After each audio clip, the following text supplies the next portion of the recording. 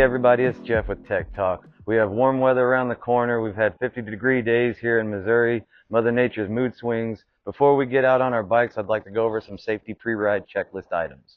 First thing you want to do is check the battery. If the bike doesn't start, you can't ride it. So go up to your bike, let it prime, fire up. For the video, I shut the bike down, but you guys at home, go ahead and keep it running. While it's running, check your lights. Start with the blinkers. Make sure the front and the rear both work on both sides. That'll avoid any tickets and keep you safe. You also want to check your headlight. Make sure that the bright's working properly. And you want to check the brake lights too. Now that we know our lights are good, we want to check our drive belt. Make sure that there's no cracks, make sure it's not dry, and that the tension is good.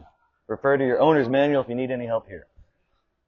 Now that your bike's warmed up, go ahead and shut it off. We're going to check the oil. Give it a couple minutes to let the oil sump back down.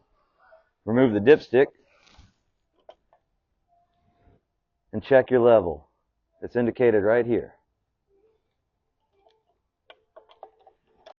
Lastly, we're going to check our tires. We want to check the pressure and the tread depth using a tire pressure gauge like this.